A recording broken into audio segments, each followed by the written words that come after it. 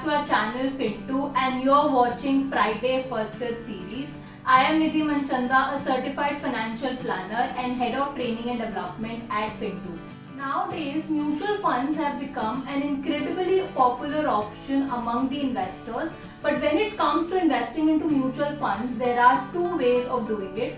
One is you invest a lump sum amount into a mutual fund, and the second is you invest through SIP, that is systematic investment plan. So in today's video, we'll discuss which one is better, whether you should be investing a lump sum into mutual fund or SIP is the best way to invest into mutual funds. So let's start. First, let's talk about SIP investment. Now, SIP is a way of investment into a mutual fund where a fixed amount is invested at regular intervals. Now, especially for salaried individuals who receive their income on a monthly basis, it makes more sense that they can invest also on a monthly basis as and when they are getting their income. Please note that SIP can be monthly, weekly or even daily, quarterly. Any kind of frequency you can select, but because most of the time salaried individuals, they are receiving their income on a monthly basis, so it's more convenient that you set up your SIP also on a monthly basis. Now let us see some of the benefits of investing through SIP. The first one being disciplined investment. When you start an SIP, a fixed amount gets deducted from your bank account and gets invested into a mutual fund on a regular basis. So it removes a manual intervention of you doing the investment yourself every month. Because this is happening automatically every month on a specified date that you mentioned, it provides you with a disciplined approach of investing. Moving on to the second benefit is rupee cost averaging. Let's understand what does rupee cost averaging means. So when you are starting with an SIP, you will be making an investment every month, and every month the NAV will be different. And what will happen is that in 1 month the NAV will be different, in the next month it could be lower, in the another month again it could be lower or higher. So what happens is over a period of time your average cost gets averaged out, which will benefit you in the long run. And thus it is advisable that you start your SIPs for at least 5 years time. As you must have heard that your investment should be well diversified and you should not be investing everything into one particular asset class. Similarly, you should not be investing everything into the market at one go, and your investment should also be diversified through time.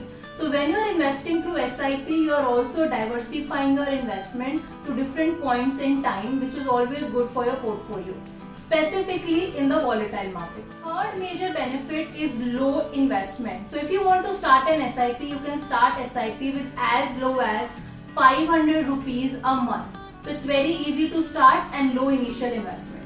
The fourth and the last benefit is flexibility. Now when you are investing your money into mutual funds through SIP, you have complete flexibility, which means at any point of time in future, if you think you are not able to continue with your SIPs, you can stop your SIP. You can again restart your SIP. You can start additional SIPs into the same funds. Also, if there is any need, you can also withdraw money from your existing investments, or you stop your SIP and continue with your existing investment. So there are a lot of flexibility available when it comes to mutual fund investing. So it's a great advantage. Now, as we already know that SIP provides you with a disciplined investment approach, a Fintu tip from our end is also that instead of starting just a normal SIP, you could also think of starting a step-up SIP. Now the major benefit here is the SIP amount increases automatically after a year of investment, and you can align this increase with an increase in the level of your income on an annual basis. This way, when your income increases, your investment also increases automatically and it doesn't end up in increase in your expenses. So a great way of disciplined approach by using step-up SIP as well. Now moving on to the lump sum investment. So if you are someone who is a businessman who receives their income not on a monthly basis but on a regular intervals, ad hoc basis, and you get certain lump sum cash flows, or you are a salaried individual who have received a bonus, then you might be looking out for certain investments where you can invest a lump sum. Now if you're looking out to invest this lump sum amount into the market, then is it a right move or not? Let us understand that. The only advantage of investing through a lump sum is when you know that this point in the market is at the lowest.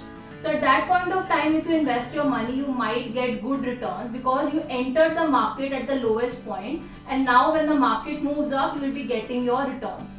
But the major challenge here is how will you identify that this is the lowest point? So in that case, it becomes very difficult. Now if I'll give you an example here, let's say in the month of March 2020, when the market was down to around 26,000 levels, Sensex. At that point of time, if anybody would have entered the market, and if you see the level of Sensex right now, that person might have earned huge returns. But again, it's very difficult to understand what is the actual right time to enter the market. And as it is widely said that there is no right time or wrong time as such, so you can enter the market anytime, and the best way to do that is through SIPs only. Now coming back to that question that if you have lump sum, then what you should do, I would suggest that you can always park your lump sum money into a debt mutual fund, like a short term or ultra short term fund, and from that fund you can start an STP to an equity mutual fund. So what will happen is that a fixed amount from your debt mutual fund gets transferred to your equity mutual fund. So under equity mutual fund, your investments are happening similar like how your SIPs are going, but here in this case your money is not going from your bank but from a debt mutual fund. So that is what is suggested here. So to summarize, it is always best to start your investment through SIP, but in case you receive a lump sum, in that case you should park that money into a debt mutual fund and start an STP into an equity mutual fund from there. So I hope this is clear, and now you have a better clarity as in whether you should go for SIP or lump sum. For any further query, feel free to get in touch with our finance and tax experts, and for more such videos, do subscribe to our channel.